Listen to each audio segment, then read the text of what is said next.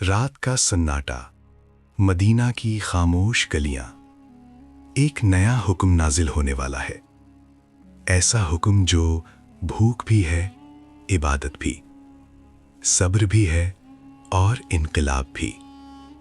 سوال یہ ہے، جب دنیا نے پہلی بار رمضان دیکھا تو وہ رمضان کیسا تھا؟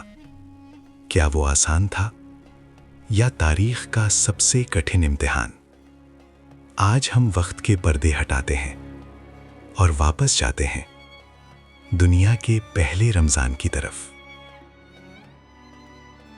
رمضان اسلام کا دل ہے۔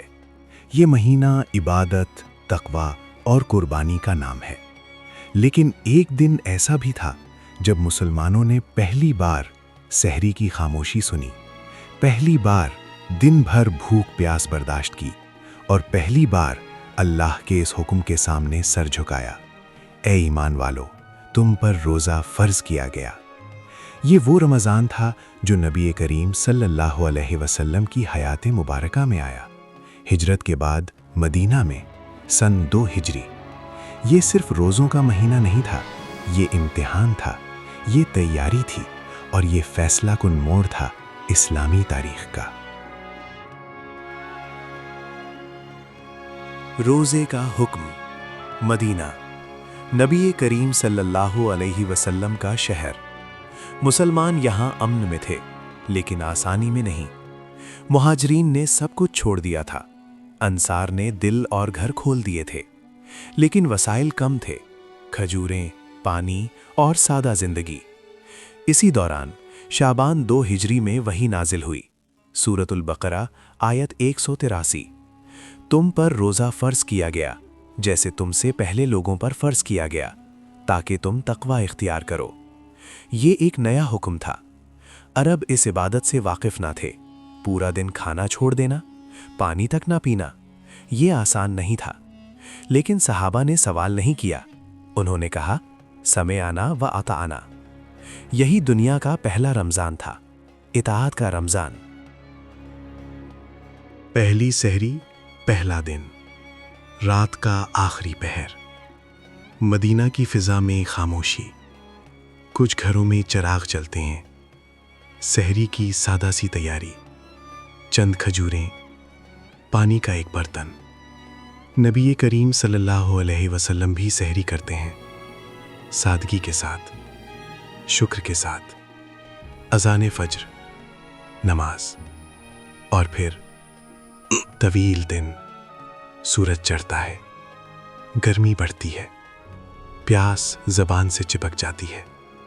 یہ رمضان آسان نہیں تھا، یہ محنت کشوں کا رمضان تھا، یہ بھوک کا رمضان تھا، لیکن دل مضبوط تھے، کیونکہ یہ حکم اللہ کا تھا۔ رمضان اور تلوار۔ اب منظر بدلتا ہے، رمضان کا مہینہ، اور خبر آتی ہے قریش کا تجارتی قافلہ۔ نبی کریم صلی اللہ علیہ وسلم مشورہ کرتے ہیں، صحابہ تیار ہوتے ہیں۔ یہ کوئی باقاعدہ جنگ کی تیاری نہیں تھی، نہ مکمل اسلحہ، نہ تعداد، صرف 313 مسلمان، سامنے 1000 کا لشکر۔ یہ سب ہو رہا ہے رمضان میں، روزے کی حالت میں۔ یہ وہ لمحہ تھا جب روزہ صرف بھوک نہیں رہا، یہ قربانی بن گیا۔ یہ ثابت کرنے کا وقت تھا کہ ایمان کمزوری نہیں، طاقت ہے۔ بدر کا میدان۔